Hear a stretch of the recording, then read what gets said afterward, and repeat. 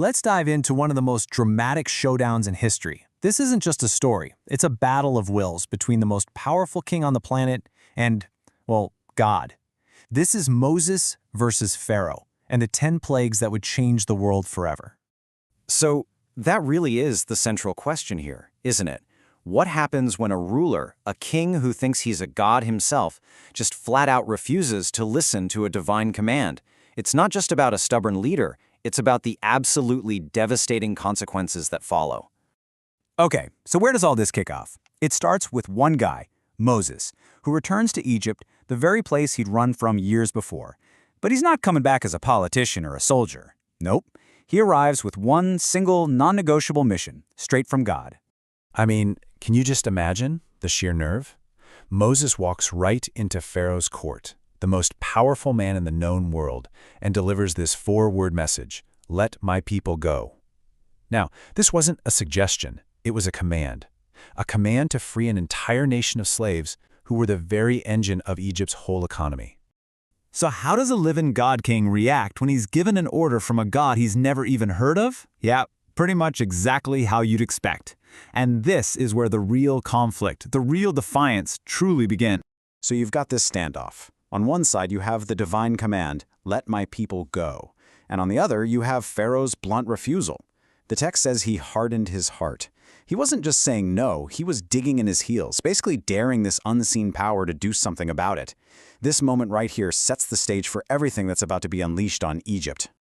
With Pharaoh's big no, the table is set. And God's response isn't going to be quiet or subtle. It comes as a series of what are called plagues, powerful signs, each one designed to show who's really in charge and to, hopefully, break Pharaoh's stubborn will. And the pressure just keeps ramping up, one disaster after another. First, the Nile River, their source of life, turns to blood. Then, a plague of frogs everywhere. Then gnats, then flies, then all of Egypt's livestock just drops dead. After that, painful boils break out on all the people. Then comes fiery hail that destroys the crops, and whatever's left, swarms of locusts devour. And to top it all off, a terrifying thick darkness covers the entire land for days. It is relentless. You'd think that would do it, right? After all that destruction, all that suffering, all those terrifying signs, you'd think he would give in. But no, the core of the conflict is still there. Despite 9 overwhelming plagues, Pharaoh's will isn't broken. His heart is still hard. So that's the real question now. If turning rivers to blood and blotting out the sun isn't enough to convince him, what in the world could be? This whole confrontation is about to hit its absolutely terrifying climax. And here we are, the 10th and final plague. Now this one is different. It's not about frogs or darkness. It's deeply personal, it's tragic, and it's designed to strike at the very heart of every single Egyptian family, from the lowest servant all the way up to Pharaoh himself. It's important to know, a very clear warning was given. This wasn't some random disaster. It was a targeted, foretold event. The final price for Pharaoh's stubbornness would be the life of every single firstborn son in the entire land of Egypt. The stakes could not possibly be any higher. But, and this is crucial, in the middle of this terrifying warning, there was a way to be saved.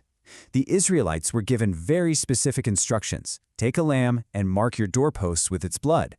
This act of faith would be a sign so that when the angel of death came through Egypt, it would pass over their homes, leaving them completely untouched. This, right here, is the origin of the Passover. And so that night, it happened. Exactly as foretold. Tragedy struck every single unprotected Egyptian home. But for the Israelites, who had trusted and followed the command, the promise was kept. Death literally passed them by. Well, that did it. This final, absolutely devastating plague was the breaking point. The unimaginable grief that swept across the entire nation in a single night finally accomplished what 9 other plagues could not. The king, the one who had refused again and again and again, the ruler with the hardened heart, he finally broke. Faced with the death of his own son, his heir, he calls for Moses and says the one word they've been waiting for: go.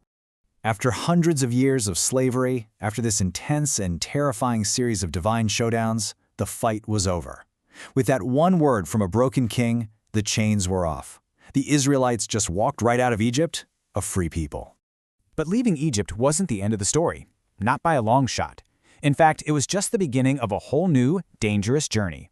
Because Pharaoh has let them go, but he's about to change his mind. So what happens when he chases them down and traps them with their backs to the Red Sea? Well, that's a story for our next explainer.